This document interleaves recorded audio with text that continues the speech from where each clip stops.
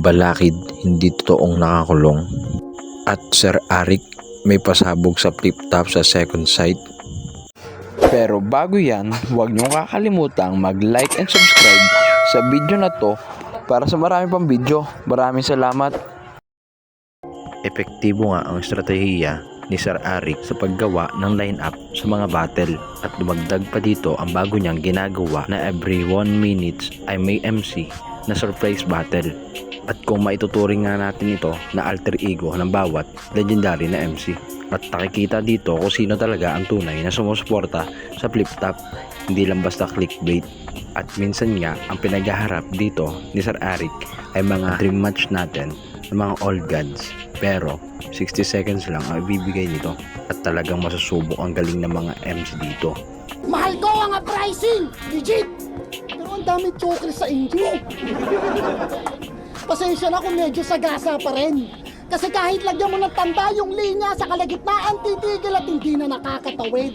Kagaya ng laban na to, mistulang gitgitan sa kalsadang magkasalubong ang laban na to. Paano ba naman walang balakid, matik sasayad ako? Ako rito. Oo, literal to na Thanksgiving. Naging main dish tong paborito. Nasa puso ko lagi ang liga. Maparoon man o parito. Handa akong bumali ng lalseta o magpaiyak na ang kurito. At sa main event nga na second side 13 ay may bagong MC pangalan na number 144 at Markong Bungo. At maraming fans ang napaisip na baka surprise battle na naman ito ng mga all gods o mga legendary na MC. Para sa uling laban natin, number 144 versus Markong Bungo. Actually, hindi ko rin sila kilala eh. Ano to eh, parang ito yung mga sa ilang libong nag-PPM sa akin na sir, pwede bang mag-battle? Tapos parang wala lang, ginising lang ako isang araw. Parang yung unang dalawang message na nakita ko na gano'n, parang paano ba bumattle? Yung halatang hindi talaga sila familiar sa kahit anong proseso ng flip top, pero parang ewan ko kung anong pupasok sa utak nila para yung message ako ng di ba, kakaibang oras. At inaasahan nilang sasagot ako. Pero eto na, yung unang dalawang nag-PM sa akin, paano ba sumali? Sinabi ko, sige, sali na kayo, ito na, second sight 13. Tapos parang yung isa, tama sir, on beat ba yan? Tapos di ba, parang freestyle ba daw? Pero tingnan natin kung anong gagawin nila. Pero feeling ko, nakakatuwa yun, yung number 144 at si Markong Bungo. Bahala na lang sila kung paano nila mahanap yung venue. Mga hindi kahit sa venue, hindi nila alam kung saan talaga ginaganap eh. Parang hinihintay nila na dumaan sa lugar nila. Kaya sinabi ko lang, basta ito yung venue. Hindi ko na sila binigyan ng Google Maps or kahit anong bahala na sila makarating.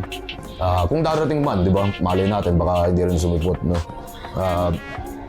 Bigyan mga asset to mga to. Diba? Sa ginanap nga ng event sa Pangil Davao sa laban ni Lanceta at ni Mot, pinatunayan nga ni Mot na hindi totoo na nakakulong si Balakid. At matatandaan natin na may anggulo si Lanceta kalaban si Sak Maestro na nakakulong daw ito.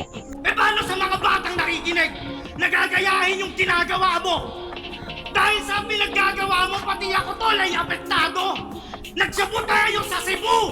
Hindi ko siya sinusuplong! Na dahil sa aming kaadikan, si Balakid nakakulong. Oh, natatawa ka? Di ba totoo? Pinagsabihan na kita nun, dumiretso ka pa rin pare. Habang ako nagbabago, ayoko nang bumalik sa dati.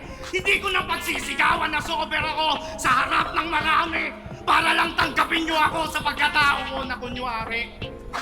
Kaya nga, nung sinabi niyang nakakulong si Balakid, si Sak na pa-react parang nagulat sa detalye.